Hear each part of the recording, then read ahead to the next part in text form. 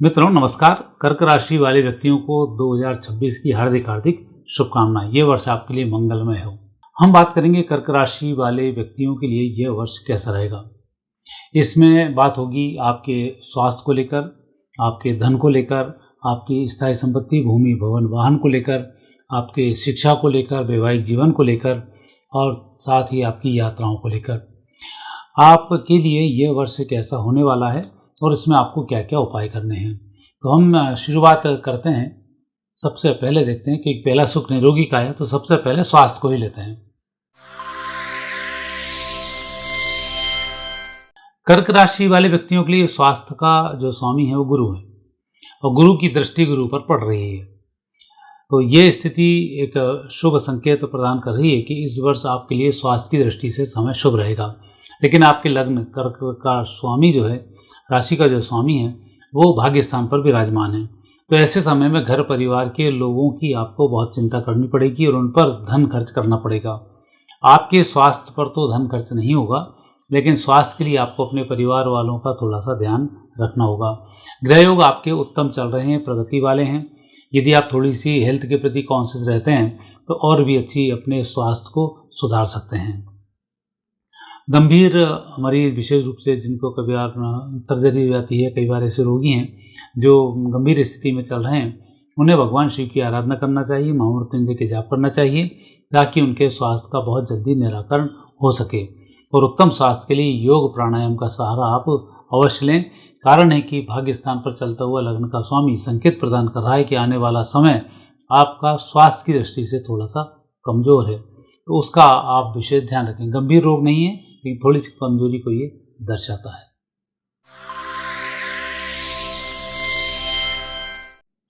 आर्थिक लाभ को यदि हम लेते हैं तो आर्थिक लाभ के जो स्वामी हैं आपके सूर्य हैं।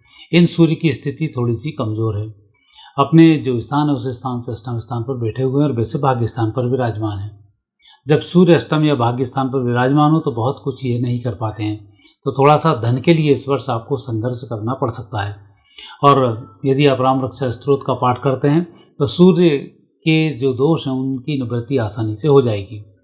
इसमें स्थिति ये बनती है कि यदि आप प्रमोशन के लिए तैयारी कर रहे हैं तो कहीं थोड़ी सी स्थिति नेगेटिव हो सकती है, इसलिए इस वर्ष मेहनत का परिचय दें और किसी व्यक्ति से कोई कंपटीशन की भावना नहीं रखें।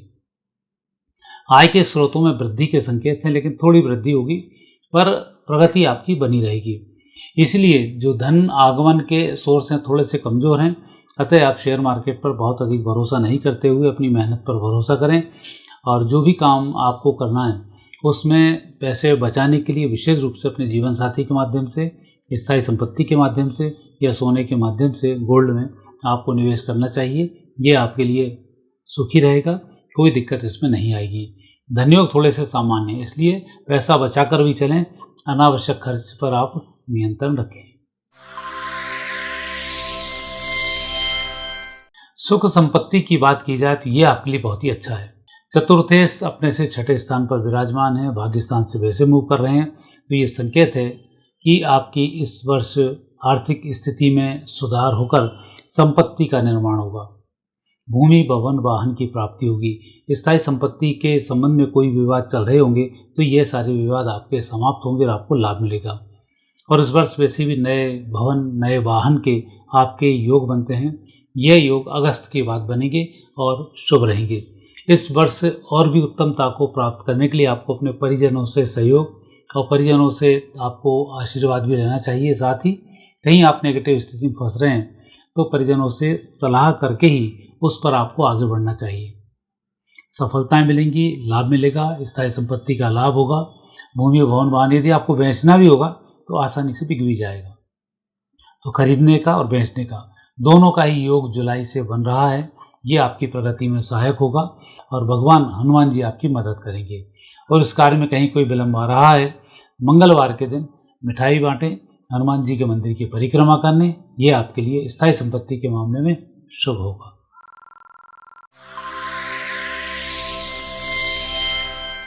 नौकरी और व्यवसाय, यदि हम आपके नौकरी व्यवसाय को लेते हैं तो कर्क राशि वाले व्यक्ति इस वर्ष भाग्यशाली हैं।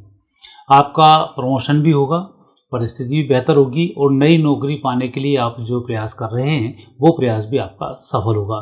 मार्च से ही स्थिति आपकी नौकरी व्यवसाय के परिवर्तन के लिए, नौकरी लगने के लिए और व्यवसाय में कुछ परिवर्तन करना है उसके लिए बहुत अच्छी चल रही है। और कुल मिलाकर मुझे लगता है इस वर्ष की आपकी दीपावली बहुत अच्छी आने वाली है। धन योग भी दीपावली पर बनने वाला है, स्थायी संपत्ति का भी बनने वाला है और स्वैच्छिक कार्य संपन्न होने का भी बनने वाला है। तो कुल मिलाकर यदि हम नौकरी की बात करें, पैसे की बात करें तो ये समय बहुत ही अच्छा चल रहा है।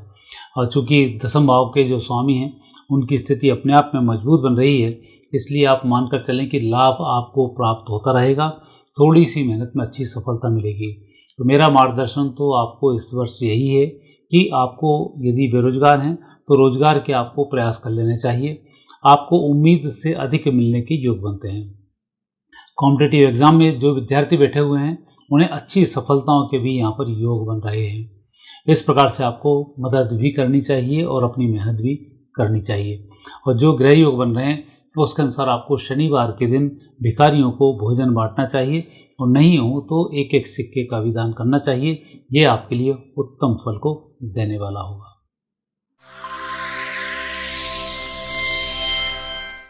शिक्षा की यदि बात की जाए तो ये वर्ष शिक्षा के लिए बहुत अच्छा वर्ष है।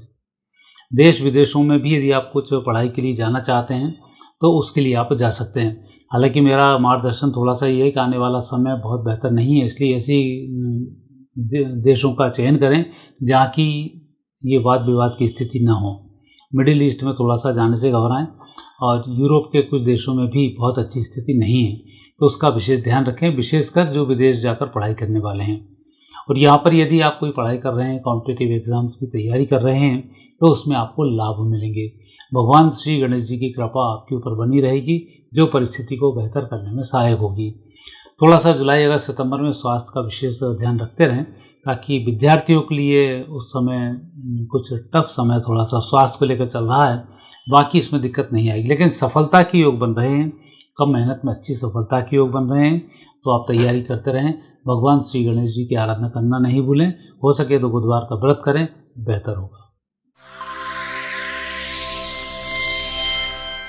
वैवाहिक जीवन को यदि देखा जाए तो ये वर्ष गुरु का ही वर्ष है। कर्क राशि में गुरु का भ्रमण भी होगा। जब कर्क राशि जो राशि होती है उसमें गुरु का यदि भ्रमण हो तो विवाह के चांसेस बहुत अधिक होते हैं। तो जो लोग विवाह की कतार में खड़े हुए हैं उनके लिए इस वर्ष खुशखबरी की प्राप्ति होगी अप्रैल के बाद में, और आपका विवाह होगा नवंबर से लेकर 2027 फरवरी के बीच में, और एंगेजमेंट की योग मार्च के बाद आपकी शुरू हो जाएंगे। हो सकता है जून जुलाई में भी शादी हो जाए, क्योंकि गुरु जब चलता है तब बहुत तेज़ी के साथ कृपा करता है और इस समय अतिचारी गुरु हैं, ये आपकी मदद जरूर करेंगे। पारिवारिक जीवन में कहीं कोई दखलंदाजी होगी या कहीं कोई नेगेटिव चल रहा होगा तो इस वर्ष आप उम्मीद लगा सकते हैं कि आपके बीच में समझौता होगा, आपका वैवाहिक जीवन सुखी रहेगा। और इस वर्ष जो समझौता होगा तो फिर ये लंबे समय तक आपका वैवाहिक जीवन को सुखमय बनाए रखेगा। कुल मिलाकर वैवाहिक जीवन की दृष्टि से यह वर्ष देखा जाए तो कर्क राशि वाले व्यक्तियों के लिए वैवाहिक जीवन की दृष्टि से खुशी का वर्ष है, लाभ का वर्ष है, और संतान प्राप्ति का भी ये वर्ष है। तो इसलिए पारिवारिक जीवन आपका खुशहाल रहेगा, सुखी रहेगा। और कहीं कोई नेगेटिव स्थिति बनती है, भगवान शंकर की आराधना करना नहीं भूलें, सोमवार के व्रत करें, ये आपके लिए सहायक सिद्ध होंगे। यात्राओं की यदि बात की जाए तो कर्क राशि वाले व्यक्तियों के लिए गुरु इस वर्ष द्वादश भाव से प्रारंभ में ही भ्रमण कर रहे हैं, तो संकेत है कि धार्मिक यात्राएं गुरु अवश्य ही पूरी कराएंगे। दूसरी स्थिति बनती है अष्टम भाव में, यदि हम देखा जाए तो राहु मंगल और बुध की स्थिति है, तो ये व्यवसायिक यात्राओं के भी संकेत हैं। व्यवसायिक यात्राएं आपकी सफल होने वाली हैं। हालांकि व्यवसायिक यात्राओं में थोड़ा सा प्लानिंग के साथ आपको यात्राएं करनी होंगी। राहु में कई बार होता है व्यक्ति यात्राएं तो करता है लेकिन यात्राओं को करने में जो लाभ मिलना चाहिए उतने लाभ नहीं मिल पाते हैं, तो उसके लिए एक योजनाबद्ध तरीके से लिखकर यात्राएं करें, आपकी यात्राएं सफल होंगी। और जब भी आप यात्राओं को करने जाएं, घर के बुजुर्गों का आशीर्वाद लेकर निकलें, उससे राहु का दोष समाप्त होगा, आपकी यात्रा मंगलमय होगी। मित्रों, यह था कर्क राशि वाले व्यक्तियों का राशिफल। बाकी के राशिफल भी आप हमारे लिंक देख सकते हैं, उसमें आपको दिखाई देंगे। कमेंट्स अवश्य करें ताकि आगे आने वाले समय में आपको और क्या जानकारी हमसे चाहिए ये हम आप तक उपलब्ध करा सकें। धन्यवाद।